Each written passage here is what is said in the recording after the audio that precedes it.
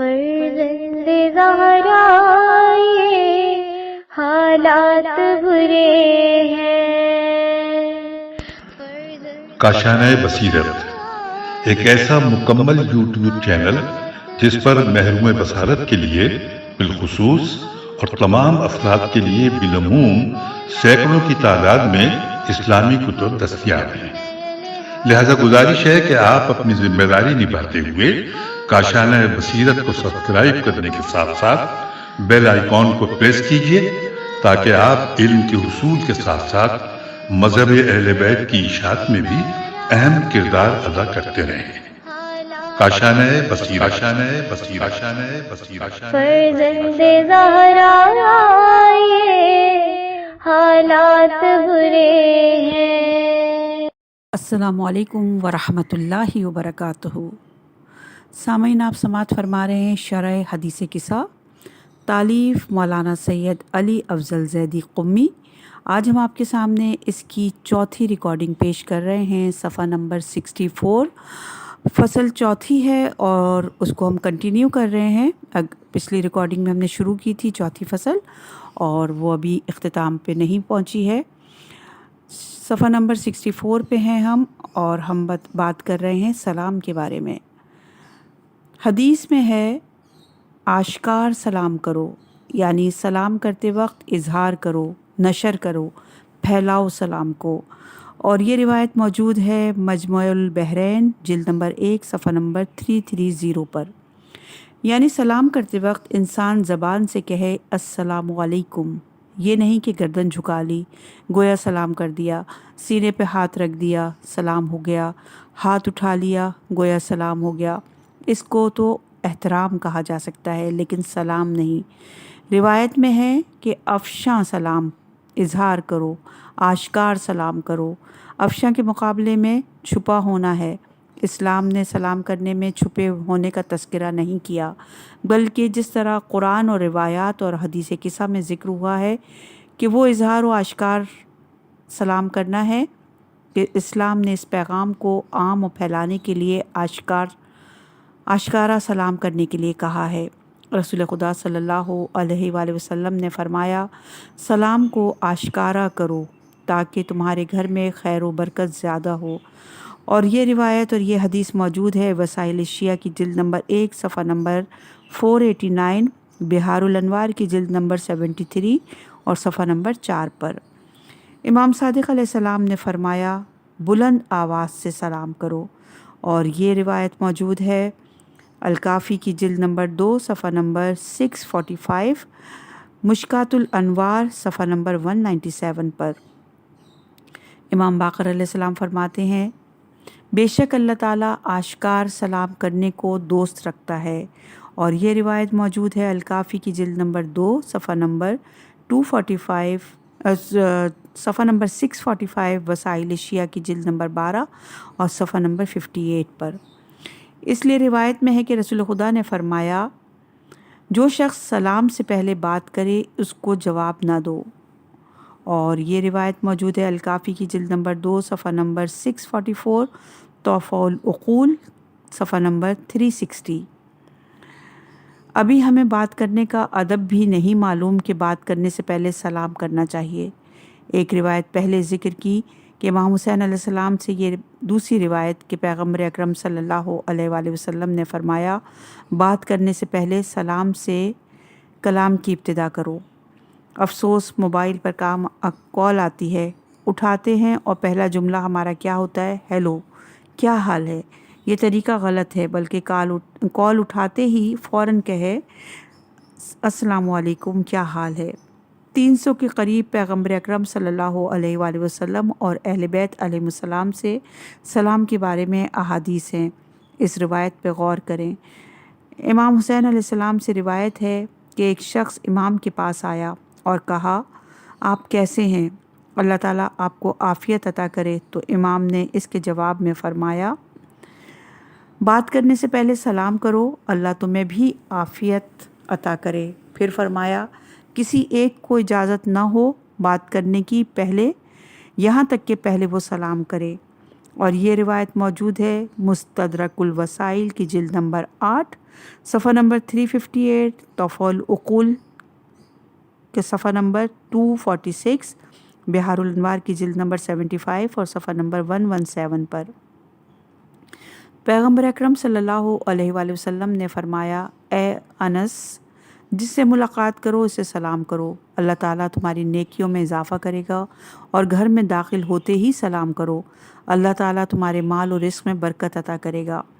امام صادق علیہ السلام نے فرمایا، جب تم اپنے گھر میں داخل ہو تو کہو بسم اللہ و باللہ اور گھر والوں پر سلام کرو، اگر گھر میں کوئی نہ ہو تو کہو بسم اللہ اور رسول خدا اور ان کے اہل بیت اطہار پر سلام، السلام علینا وعلی عباد اللہ الصالحین کہو۔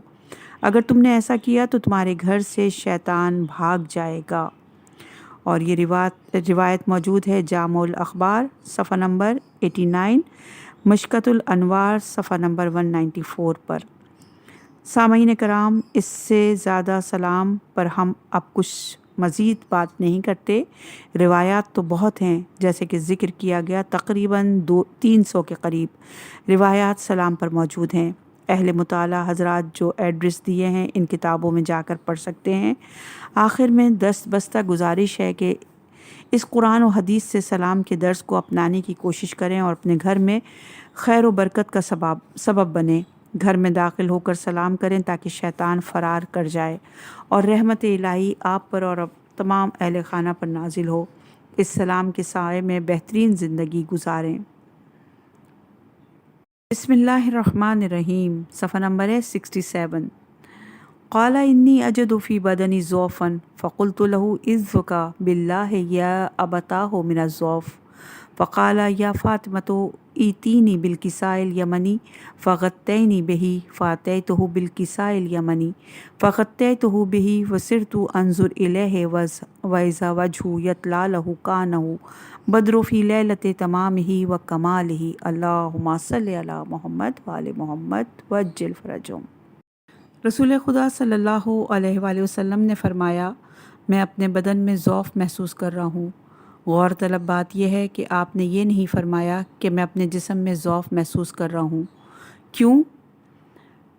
اردو زبان میں 3 کلمے استعمال ہوتے ہیں، بدن، جسم اور جسد۔ نمبر 1، بدن، سر کے علاوہ ہو تو بدن۔ اردو زبان میں تن اور حبسہ کہتے ہیں، اس لیے صاحب لغت مفردات راغب نے تن و حبسہ کی عظمت کے اعتبار سے بدن کہا ہے۔ نمبر 2، جسم، سر سے لے کر پیروں تک تمام اعضاء جس میں روح موجود ہو اور قوت ادراک پایا جاتا ہو، اس میں تن و بدن بھی شامل ہے۔ اور یہ روایت موجود ہے، یہ جو ہم نے لغت کی بات کی ہے یہ لی ہے فیروز اللغات کے مقائص اللغہ میں سے۔ نمبر 3 ہے جسد۔ اردو میں جس بدن میں جان اور روح نہ ہو اسے جسد کہتے ہیں۔ مفردات راغب فرماتے ہیں کہ جسد جسم ہی کو کہتے ہیں مگر یہ کہ جسم میں عکس ہے، اور یہ موجود ہے مفردات راغب صفحہ نمبر 196 پر۔ بدن و جسم اور جسد، یہ تینوں کلمات قرآن میں مختلف معنی میں استعمال ہوئے۔ اس گفتگو اور بحث میں ہم جانا نہیں چاہتے۔ رسول خدا صلی اللہ علیہ وآلہ وسلم بتانا یہ چاہ رہے ہیں کہ بدن میں ضعف ہے، جسم میں ضعف نہیں۔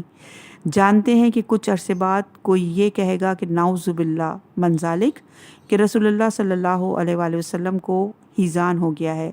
اللہ کے نبی نے پہلے ہی واضح کر دیا کہ بدن میں تو ضعف ہو سکتا ہے، جسم میں جہاں پر قوت مدرکہ عقل ہے اس میں ضعف نہیں ہو سکتا۔ اور حیرت انگیز اور غور طلب بات یہ ہے کہ اللہ کے حبیب نے فرمایا انی اجد فی بدنی ضعفا، ضعف کہا ہے، ضعفا نہیں کہا۔ لغت کی طرف جب مرجع کریں گے تو بات واضح ہو جائے گی کہ ضعف بدن میں ہوتا ہے اور ضعف عقل میں ہوتا ہے۔ اور یہ روایت موجود ہے کتاب العین جلد نمبر 1 صفحہ نمبر 281 پر۔ مفردات راغب نے لکھا کہ خلیل کا قول ہے کہ ضعف بدنی کمزوری کو کہتے ہیں اور ضعف عقل اور رائے کی کمزوری کو کہتے ہیں، اور یہ بھی مفردات الفاظ القرآن کے صفحہ نمبر 506 پہ موجود ہے۔ پس اللہ کے حبیب کا فرمانا فی بدنی ضعفن کہ بدن جس میں عقل شامل نہیں، اس میں تو ضعف ہو سکتا ہے، لیکن اے لوگوں میں تم پر واضح کر رہا ہوں کہ میری عقل اور رائے میں کمزوری نہیں ہو سکتی۔ اب اگر کوئی مجھ پر الزام لگائے تو یہ الزام میرے اوپر نہیں بلکہ خود کہنے والے کی عقل اور رائے میں کمزوری اور ضعف ہے۔ میری تو گواہی خود قرآن نے دی ہے۔ یعنی سورہ قلم کی آیت نمبر 1 اور 2 میں نون اور قلم اور اس چیز کی قسم جو یہ لکھ رہے ہیں، آپ اپنے پروردگار کی نعمت کے طفیل مجنون نہیں ہیں۔ آپ مجنون نہیں ہیں، یہ در حقیقت جواب ہے اس تہمت کا جو لوگوں نے رسول پر لگائی تھی، جس کا ذکر سورہ حجرات کی آیت نمبر 6 میں ہے کہ آپ نعوذ باللہ دیوانے ہیں۔ تو اللہ تعالیٰ نے فرمایا، واضح الفاظ میں جواب دیا کہ اے رسول آپ اپنے رب کی نعمت کے طفیل مجنون نہیں ہیں۔ اللہ تعالیٰ نے واضح کر دیا کہ جو دوسرے لوگ عقل کامل اور اکمل نہیں رکھتے، وہ میرا حبیب کامل اور اکمل رکھتا ہے۔ میرا حبیب وہ رسول کل عقل اور عقل کل کا مالک ہے۔ اس پر الزام لگانے والے خود اپنی عقل کو دیکھیں کہ کہیں خود تو ہیزان نہیں بول رہے۔ الزام لگانے سے پہلے تو سوچ تو لو کس پر الزام لگا رہے ہو۔ عجیب بات کہ مشرکین نے ایک دفعہ کہا کہ یہ مجنون ہے، دوسری دفعہ کہا یہ شاعر ہے، اور یہ ہے سورہ صافات کی آیت نمبر 36۔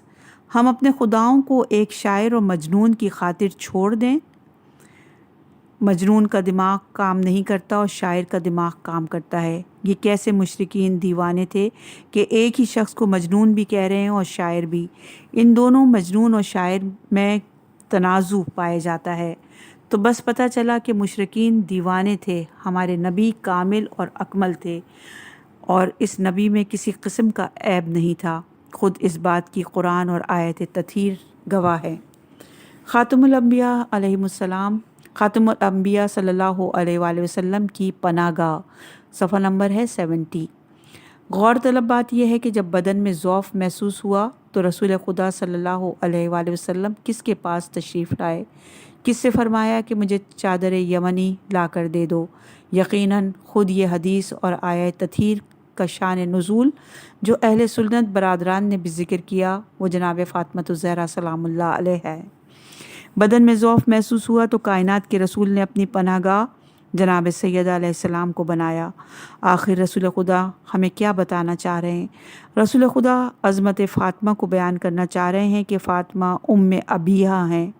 ہماری عقلیں ام ابیہا کے معنی کو درک کرنے سے قاصر ہیں۔ فوراً جناب سیدہ نے فرمایا، عزک باللہ، آپ کے لیے خدا کی پناہ چاہتی ہوں۔ خود یہ جملہ بی بی فاطمۃ الزہرا سلام اللہ کی عظمت کو بیان کر رہا ہے کہ کتنی توحید خداوندی کی طرف متوجہ ہیں۔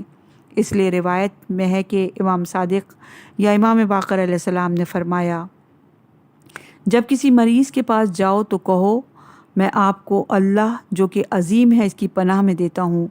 عظمت سیدہ کے لیے اتنا ہی کافی ہے کہ رسول نے ہمیں پناہ گاہ کے لیے در دے دیا کہ دیکھو جب بھی ضعف محسوس ہو تو میں کسی در پہ نہیں گیا اور در اہل بیت علیہ السلام اور در فاطمہ پر آیا۔ میرے بعد تمہیں بھی جب کوئی ضرورت محسوس ہو تو کہیں جانے کی ضرورت نہیں، انہی کے در پر آ جانا، سب کچھ مل جائے گا۔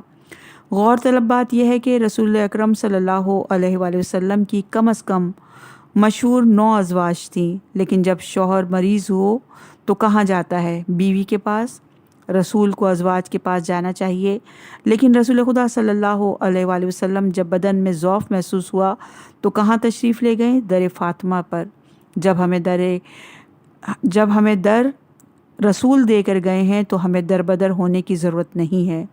رسول خدا کے بعد نہ ہم نے گھر بدلا اور نہ در بدلا، اس لیے در بدر نہیں ہو رہے ہیں۔ جنہوں نے رسول کے بعد در بدل لیا وہ آج بھی در بدر ہو رہے ہیں۔ زمین والوں کو کوئی حاجت درپیش ہوئی، رسول خدا نے در فاطمہ پہ بھیج دیا۔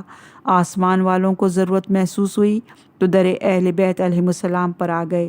فطرس اور دیگر فرشتوں کے واقعات آپ کے سامنے ہیں۔ ایتینی بالکساء الیمنی فغطینی بہ فاتیتہ بالکساء الیمنی فغطیتہ بہ۔ چادر یمنی لا کر سیدہ نے رسول خدا کو اڑھا دی۔ چادر فاطمہ کا اندازہ لگائیے کہ کتنی بابرکت چادر تھی۔ حضرت علی علیہ السلام ایک مرد یہودی سے قرض لیا۔ یہودی نے کہا کوئی چیز گروی رکھوائیں۔ حضرت علی علیہ السلام نے بی بی فاطمہ الزہرا سلام اللہ علیہا کی چادر گروی رکھوا دی اور جو لے کر گھر چلے آئے۔ وہ یہودی چادر زہرا لے کر اپنے گھر گیا۔ گھر کی ایک طاق میں اس چادر کو رکھ دیا۔ آدھی رات کو اس کی بیوی کسی حاجت کے لیے کمرے سے باہر آئی اور ایک نور کو طاق سے ساتے دیکھا جس سے اس کی آنکھیں خیرہ ہو گئیں۔ دوڑتی ہوئی شوہر کے پاس آئی اور اسے نیند سے بیدار کیا اور نور کا ماجرا بیان کیا۔ یہودی شخص آیا، اس نے دیکھا کہ واقعاً طاق میں سے نور ساتے ہے۔ اس نے اپنے عزیز و اقارب کو دعوت دی۔ 80 افراد یہودی کے ارد گرد جمع ہو گئے۔ جب انہوں نے اس نور کا نظارہ کیا اور یہ جانا کہ یہ فاطمہ الزہرا سلام اللہ علیہا کی چادر سے نور نکل رہا ہے تو تمام کے تمام افراد اسلام لے آئے۔ بعض روایت میں ہے کہ اس یہودی کا نام زید تھا، اور یہ روایت موجود ہے بحار الانوار کی جلد نمبر 43 صفحہ نمبر 30 اور جالوہی عبادت مہدی نژاد کمال میں۔ اب آپ خود اندازہ لگائیں کہ جس چادر کی اتنی عظمت ہے، جس کی چادر میں اتنی کرامت ہے، تو خود اس کے وجود میں کتنی کرامت ہوگی۔ وَصِرْتُ أَنْظُرُ إِلَيْهِ وَإِذَا وَجْهُ يَتْلَى لَهُ كَأَنَّهُ البَّدْرُ فِي لَيْلَةِ تَمَامِهِ وَكَمَالِهِ اللهم صل علی محمد وآل محمد وعجل فرجهم۔ صفحہ نمبر ہے 73، انوار خمسہ طیبہ۔ چادر اڑھانے کے بعد میں نے بابا کو دیکھا تو ان کا چہرہ 14ویں کے چاند کی طرح جگمگ کر رہا تھا۔ اس جملے سے پتہ چلتا ہے کہ رسول کے چہرے سے نور نکلتا ہے۔ روایت میں ہے کہ رسول خدا صلی اللہ علیہ وآلہ وسلم نے فرمایا، سب سے پہلے اللہ نے میرا نور خلق کیا، اور یہ روایت موجود ہے الغدیر جلد نمبر 7 صفحہ نمبر 38، سیر و حلیبہ سے نقل جلد نمبر 1 صفحہ نمبر 159، تفسیر المحیط الاعظم جلد نمبر 1 صفحہ نمبر 316۔ نور سے مراد نور پیغمبر اکرم صلی اللہ علیہ وآلہ وسلم ہے، اور نور کا اطلاق حضرت محمد صلی اللہ علیہ وآلہ وسلم اور ان کے اوصیاء علیہم السلام پر ہوتا ہے۔ زیارت جامعہ خلقکم اللہ انوار، یعنی یہ روایت موجود ہے الطیب البیان جلد نمبر 4 اور صفحہ نمبر 326 پر۔ نور سے مراد زیارت وارثہ میں ہم پڑھتے ہیں کہ اشہد انک کنت نورا فی اصلاب شامخۃ والارحام المطہرہ۔ نور سے مراد آیت میں حضرت محمد صلی اللہ علیہ وآلہ وسلم اور امیر المومنین اور ائمہ طاہرین ہیں، اور یہ روایت موجود ہے تفسیر البرہان جلد نمبر 2 صفحہ نمبر 264، تفصیل الصافی جلد نمبر 2 صفحہ نمبر 23، تفسیر قمی جلد نمبر 1 صفحہ نمبر 165۔ دوسری جگہ قرآن میں ارشاد قدرت ہے، سورہ تاقبان کی آیت نمبر 8 میں اللہ فرماتا ہے، اللہ اور اس کے رسول پر اور اس نور پر ایمان لاؤ جس کو ہم نے نازل کیا۔ اس نور سے مراد امیر المومنین علیہم السلام ہے۔ امام محمد باقر علیہ السلام فرماتے ہیں، پس اللہ بھی نور ہے، اس کا رسول بھی نور ہے، اور ائمہ طاہرین بھی نور ہیں، اور یہ روایت موجود ہے تفسیر قمی کی جلد نمبر 2 صفحہ نمبر 371، تفسیر البرہان کی جلد نمبر 5 صفحہ نمبر 396 پر۔ امام صادق علیہ السلام نے فرمایا، ایک امام کے بعد دوسرے امام مراد ہیں، اور یہ روایت موجود ہے سورہ نور کی آیت نمبر 35 پر ارشاد باری تعالیٰ ہے، ایک نور پر دوسرا نور، نور علی نور۔ امام صادق علیہ السلام نے فرمایا کہ ایک امام کے بعد دوسرے امام مراد ہیں، اور یہ روایت موجود ہے تفسیر البرہان جلد نمبر 4 صفحہ نمبر 67، تفسیر قمی جلد نمبر 2 صفحہ نمبر 103۔ نور پر نور کہیں دیکھا ہے؟ آئیے آپ کو نور کے اوپر دوسرے نور کے لیے بتاتے ہیں۔ اگر کسی کو یقین نہ آئے تو اس آیت کی تفسیر تو جب مصطفیٰ کے ہاتھوں پر مرتضیٰ آ جائیں تو نور علی نور کی تفسیر ہے۔ اگر پھر بھی یقین نہ آئے تو خانہ کعبہ کے اندر جب بتوں کو توڑنے کے لیے مصطفیٰ کے شانوں پر علی بلند ہوں تو نور علی نور کی تفسیر ہے۔ اگر پھر بھی یقین نہ آئے تو شب ہجرت رسول کے بستر پر دیکھ لینا، نور علی نور کی تفسیر ہے۔ شب ہجرت ساری رات کفار مکہ یہی سمجھتے رہے کہ محمد سو رہے ہیں، لیکن صبح کو چادر کے نیچے دیکھا یہ تو محمد نہیں علی ہیں، تو پتہ چلا جتنا نور رسول کے چہرے سے نکلتا تھا اتنا ہی نور علی کے چہرے سے نکلتا تھا۔ 19-20 کا بھی فرق نہیں تھا۔ اگر دونوں کے نور میں فرق ہوتا تو کفار کو پتہ چل جاتا۔ ساری رات علی کو محمد سمجھتے رہے، کیوں نہ سمجھتے؟ رسول خدا صلی اللہ علیہ وآلہ وسلم نے فرمایا ہے، میں اور علی ایک ہی نور کے دو حصے ہیں، اور یہ روایت موجود ہے تفسیر قمی کی جلد نمبر 1 صفحہ نمبر 18، اوالی الیالی جلد نمبر 4 صفحہ نمبر 124 پر۔ امام صادق علیہ السلام نے فرمایا، بے شک اللہ نے ہمیں اپنے نور عظمت سے خلق کیا، اور یہ روایت موجود ہے امالی صدوق صفحہ نمبر 236، شرائع الاخبار فی فضائل الائمہ اطہار جلد نمبر 1 صفحہ نمبر 220، عیون الاخبار رضا جلد نمبر 2 اور صفحہ نمبر 58۔ انس بن مالک سے روایت ہے، نبی کریم صلی اللہ علیہ وآلہ وسلم نے فرمایا، جس وقت اللہ نے ارادہ کیا کہ کائنات کو خلق کرے تو میرے نور کو شق کیا اور میرے نور سے عرش کو خلق کیا، پھر عرش کا نور میرے نور سے ہے اور میرا نور خدا کے نور سے ہے، اور میں عرش سے افضل ہوں۔ پھر علی ابن ابی طالب کے نور کو شق کیا اور اس سے ملائکہ کو خلق کیا، پس ملائکہ کا نور علی کے نور سے اور علی کا نور خدا کے نور سے ہے، پس علی کا نور فرشتوں کے نور سے افضل ہے۔ پھر میری بیٹی فاطمہ کے نور کا حصہ اور ٹکڑا کی لیا اور اس سے زمین اور آسمان کو خلق کیا، پس زمین و آسمان کا نور میری بیٹی فاطمہ کے نور سے ہے اور میری بیٹی فاطمہ کا نور خدا کے نور سے ہے، اور فاطمہ زمین و آسمان سے برتر و بالا ہے۔ اس کے بعد حسن کے نور کو شق کیا اور اس سے چاند و سورج کو خلق کیا، پس چاند و سورج کا نور حسن کے نور سے ہے اور حسن کا نور خدا کے نور سے، اور حسن شمس و قمر سے افضل ہیں۔ اور پھر حسین کے نور کو شق کیا اور اس سے جنت اور حور العین کو خلق کیا، پس جنت اور حور العین کا نور حسین کے نور سے ہے اور حسین کا نور خدا کے نور سے، اور حسین جنت و حور العین سے افضل ہے۔ یہ روایت ہے بہار الانوار کی جلد نمبر 25 میں صفحہ نمبر 16، البرہان کی جلد نمبر 2 صفحہ نمبر 126 پر۔ انس بن مالک رسول اکرم صلی اللہ علیہ وآلہ وسلم سے روایت کرتے ہیں کہ آپ نے فرمایا، اللہ تعالیٰ نے علی ابن ابی طالب کے چہرے کے نور سے 70,000 ملائکہ خلق کیے، وہ ملائکہ علی اور ان کے شیعوں اور محبوں کے لیے قیامت تک استغفار کرتے رہیں گے۔ اور یہ روایت ہے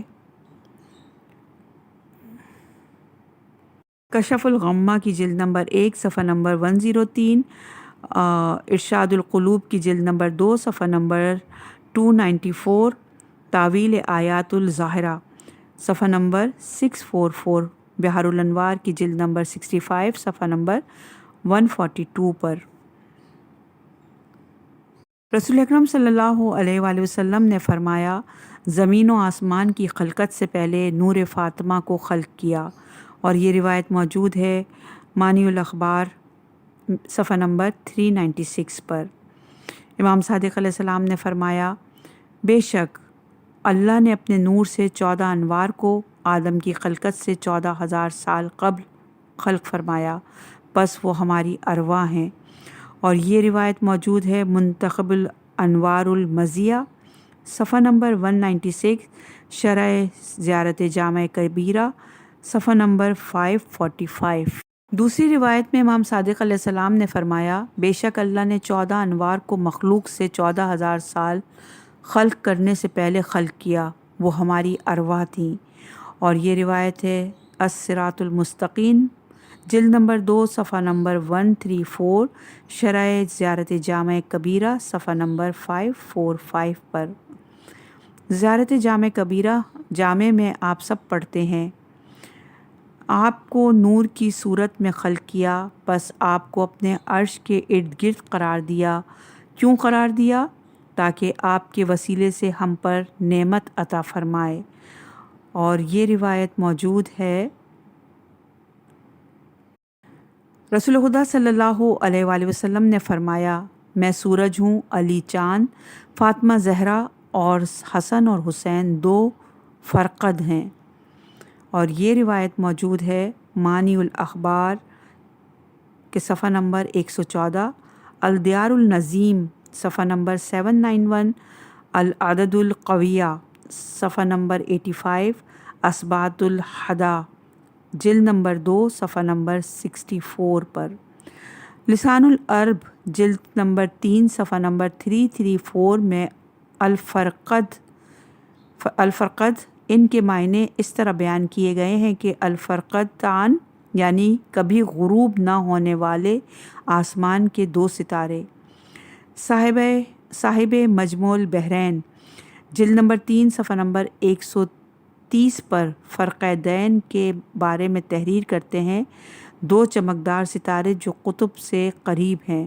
پس محمد و آل محمد علیہم السلام خدا کی نوری مخلوق ہیں۔ ہماری ہدایت کے واسطے ان حضرات کو لباس خاکی پہنایا گیا تاکہ اس ذات وحدہ لا شریک کی معرفت حاصل کر سکیں اور اس کی عبادت کر سکیں۔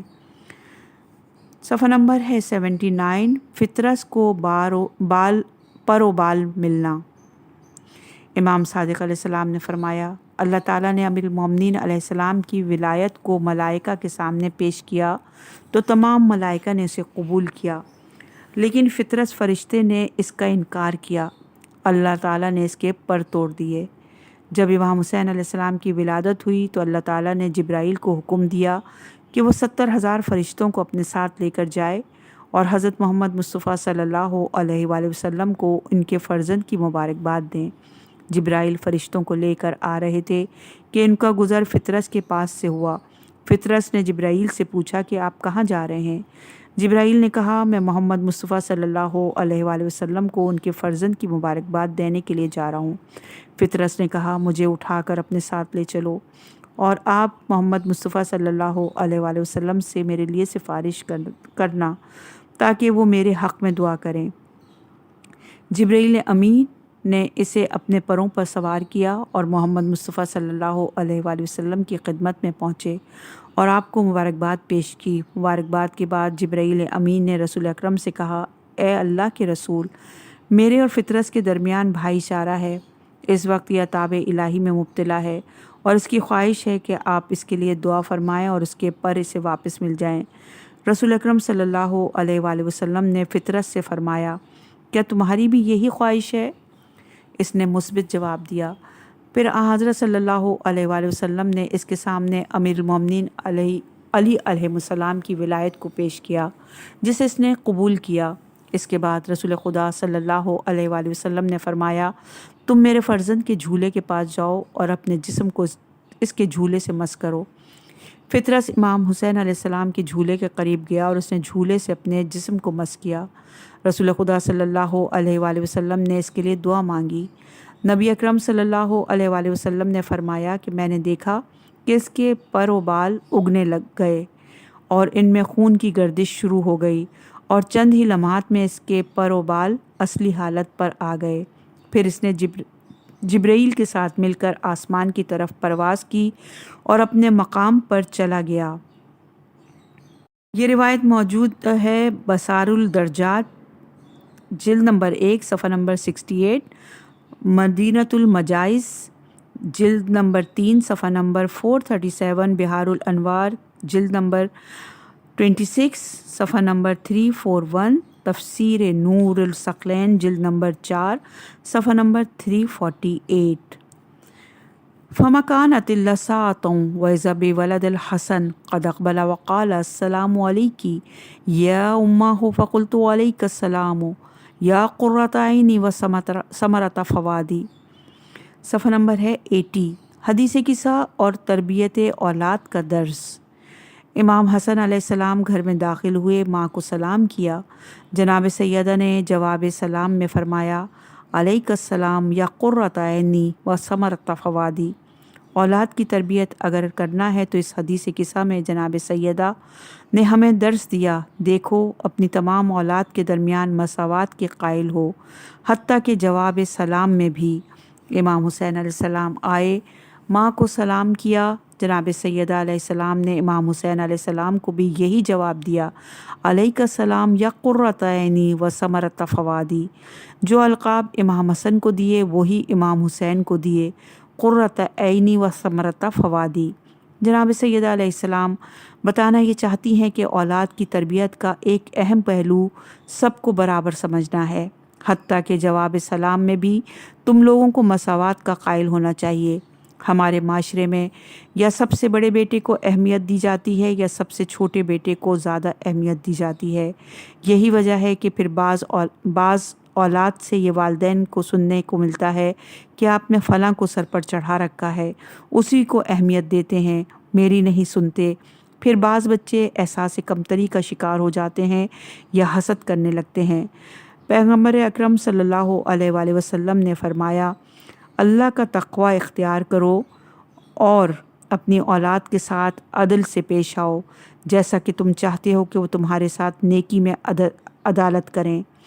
اور یہ روایت اور یہ حدیث موجود ہے بہار الانوار کی جلد نمبر 101 صفحہ نمبر 92، جامع احادیث شیعہ جلد نمبر 26 صفحہ نمبر 579، نہج الفصاحہ جلد صفحہ نمبر 220۔ تربیت اولاد ایک اہم پہلو ہے جس کی طرف ہمیں سوچنا چاہیے، کیونکہ ہم ایک ایسے بچے کی پرورش کرنا چاہتے ہیں جو اللہ کی امانت ہے اور اس نے ہمیں معصوم بچے دیے ہیں۔ ان کی ایسی پرورش کریں کہ یہ معصوم ہی رہیں اور گناہوں سے قدم قدم پہ بچتے رہیں۔ امانت میں خیانت جائز نہیں۔ معصوم بچے لیے ہیں تو معصوم بچے ہی رہنے دیں اور معصوم ہی واپس کریں۔ اب کوئی گود تلاش کرنا پڑے گی جس نے معصوم بچے لیے اور معصوم ہی دیے تو ہمیں گود فاطمہ سلام اللہ دکھائی دیتی ہے، جس نے معصوم بچے لیے اور معصوم بچے دیے۔ جناب سیدۃ فاطمہ الزہرا، اس کا جواب سلام اتنا پیار و محبت سے بھرا ہوا ہے کہ جتنی اس کی توضیح و تشریح کی جائے کم ہے۔ آنکھوں کی ٹھنڈک، میرے میوہ دل، کبھی شاید ہم نے اتنے پیار و محبت بھرے الفاظ سے اپنے کسی بچے کو جواب دیا ہو۔ واقعاً اولاد آنکھوں کی ٹھنڈک اور ہمارے دل کے میوے ہیں۔ محبت کا اظہار دل سے، زبان و عمل کے ذریعے ہونا چاہیے تاکہ بچے اس کو اپنے تمام وجود کے ساتھ محسوس کر سکیں۔ محبت اسی وقت اپنا اثر دکھائے گی جب ان سے اس بات کا اظہار کیا جائے گا، جیسا کہ روایت میں ملتا ہے۔ امام صادق علیہ السلام نے فرمایا، حضرت موسیٰ نے عرض کیا یا بار الہ کون سا عمل تیرے نزدیک بہترین عمل ہے؟ فرمایا بچوں کو دوست رکھنا، کیونکہ میں نے ان کو اپنی توحید پر خلق کیا ہے، اور اگر میں ان کو موت دوں گا تو اپنی رحمت کے ذریعے ان کو جنت میں داخل کر دوں گا۔